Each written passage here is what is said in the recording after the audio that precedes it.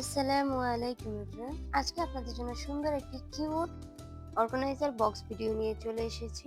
Roast খেতে কার না ভালো লাগে বলুন? সেই রোস্টের মসলার প্যাকেট দিয়ে যদি এত সুন্দর একটি কিউট অর্গানাইজার বক্স বানানো যায়, তাহলে কেমন হবে বলুন তো? এটা হয়তো আপনারা কখনো ভাবেননি।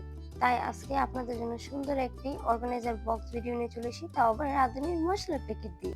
প্যাকেটটি কাট করা শেষ হয়ে গেলে আমরা এখন আঠা দিয়ে সুন্দরভাবে দুই পাশে লাগিয়ে নেব। নো! আমার মতো এই ভুলটা কিন্তু আপনারা করবেন না। তখন জানি না আমাকে কোন শয়তানে ধরছিল যে আমি এই কাজটা করে ফেলেছি।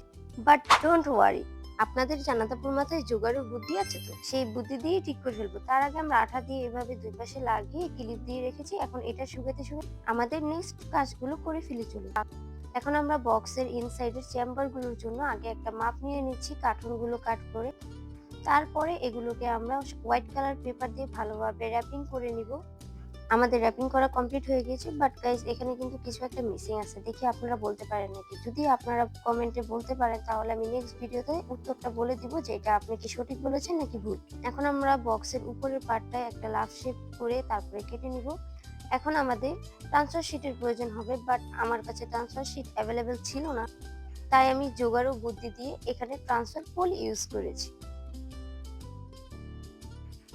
এখন এই পলিটাকে আমি সুন্দরভাবে লাভ শেপে কাট করে এভাবে লাগিয়ে নিব আটা দিয়ে।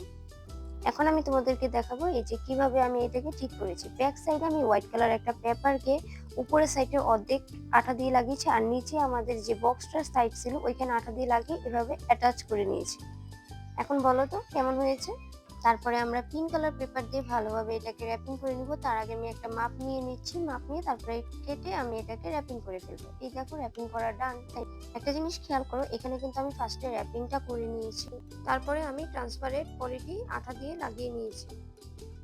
এখানে আমি একটি পার্ল ইউজ করছি আর সুতা লাগিয়ে নিয়েছি আঠা দিয়ে এটাকে সুন্দরভাবে লক করার জন্য বক্সটি। এখন আমরা হোয়াইট কালার পেপার দিয়ে ইনসাইডের সম্পূর্ণ জায়গাটা আঠা দিয়ে লাগিয়ে নিব। আঠা দিয়ে লাগানোর আগে অবশ্যই এভাবে লাভ শেপ করে তারপরে কাট করে নিব। আর এখানে দেখো আমি কিন্তু শুরুতে আমি পাল্টে আঠা দিয়ে লাগিয়েছিলাম, কিন্তু পরে আমি এখানে দুইটা ছিদ্র করে তারপরে সুতা দিয়ে ভালোভাবে গ্রিপ দিয়ে এটাকে লাগিয়েছি, তাহলে এটা আর পড়ার সম্ভাবনা থাকবে না, পাল্টে মজবুত হয়ে লেগে থাকবে। এখন আমরা হোয়াইট কালার পেপার দিয়ে ভালোভাবে চারো সাইডে আঠা দিয়ে লাগিয়ে নিব।